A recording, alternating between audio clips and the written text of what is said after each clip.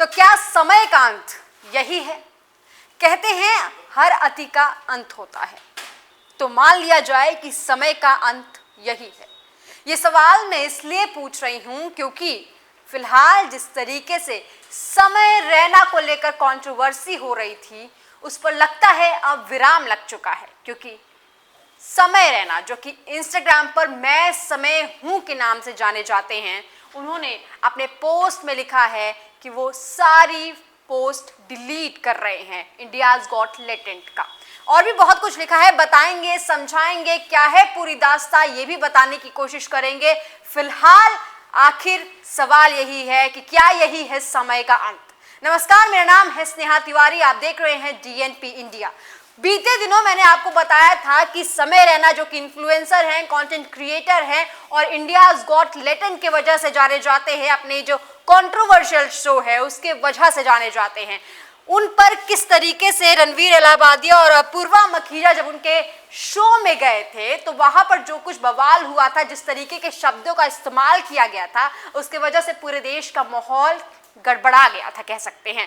पूरे देश ने एक साथ होकर बोला था कि आखिर इतनी ज्यादा अश्लीलता किसी शो में क्यों परोसी जा रही है। लेकिन उसके बाद बात एफआईआर तक पहुंच गई और ऐसी बढ़ी कि अब समय रैना ने खुद क्विट करने का फैसला कर लिया है। शायद इसीलिए उन्होंने अपने जो भी वीडियोस थे इंडियाज गॉट लेटेंट के, उसे डिलीट कर दिया है। जी हाँ, तो देखिए ये है समय रैना, इनके पोस्ट, इनकी वीडियोस, इनके बारे में अपडेट्स आपने बहुत देखे होंगे। अगर आप सोशल मीडिया खोल रहे होंगे तो डायरेक्ट आप समय रैना से जुड़ी खबरों से जुड़ जाते होंगे। और ये वही समय रैना है जिन्होंने कुछ दिनों पहले अपूर्वा मखीजा, रणवीर इलाहाबादिया को एज अ गेस्ट अपने इंडियाज गॉट लेटेंट पे बुलाया था। और वहां पर किस तरीके की बातें हुई थी ये हमने आपको बताया। अलग अलग तरीके की मत आई, लेकिन एक साथ पूरे भारत ने बोला था कि जो हुआ वो गलत हुआ। और बात इतनी बढ़ गई है कि ये समय रैना का ये पोस्ट मैं आपको दिखाना चाहूंगी, जिसपे लिखा हुआ है everything that is happening has been too much for me to handle. I have removed all India's Got Latent videos from my channel. My only objective was to make people laugh and have a good time. I will fully cooperate with all the agencies to ensure their inquiries are concluded fairly. Thank you. Thank you. जी हाँ, मतलब साफ है कि ये कह रहे हैं कि जो कुछ भी हो रहा है ये हैंडल नहीं कर पा रहे हैं। जो कुछ भी हो रहा है इनके लिए बहुत ज़्यादा है और इसीलिए इन्होंने इंडियाज गॉट लेटेंट की सारी वीडियोस जो हैं वो अपने चैनल से डिलीट कर दी है। और इसका भी सबूत है क्योंकि इन्होंने डिलीट कर दी है। कहीं भी आप इंडियाज गॉट लेटेंट के वीडियोस अब इनके चैनल पे नहीं पाएंगे। इनका कहना है कि इनका मकसद सिर्फ और सिर्फ लोगों को अच्छा समय देना था, लेकिन अब ये सारी एजेंसी से कोऑपरेट करेंगे ताकि उनकी जो जांच है वो सही हो। सवाल यही है कि क्या समय रैना ने अब सबक सीख लिया है? अब समय रैना इस तरीके की किसी भी गेस्ट को शायद या अपने शो पे ना बुलाएं या इस तरीके की कोई भी बात ना करें। लेकिन अब इस वीडियो में ये भी समझना जरूरी है कि आखिर समय रैना है कौन और इतनी जल्दी कैसे ये सुर्खियों में बन गए। ये समय रैना की तस्वीर है, देख सकेंगे। ये जम्मू कश्मीर से आते हैं, इनका जन्म जो है वो जम्मू कश्मीर से आती है। आप देख पा रहे होंगे पीछे जो नज़ारा है वो जम्मू का है।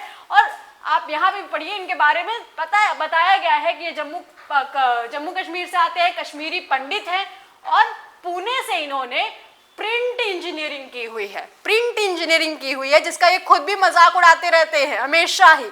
और उसके बाद जब इन्हें मजा नहीं आया ग्रेजुएशन के बाद तो ये ओपन माइक्स करने लगे और ओपन माइक से इन्होंने धीरे धीरे सुर्खियां बटोरी। और सुर्खियों में तब आए जब इन्होंने कॉमिक स्थान जीता था सेकेंड सीजन 2019 में, तो कॉमिक स्थान से इनको सुर्खियां मिलनी शुरू हो गई।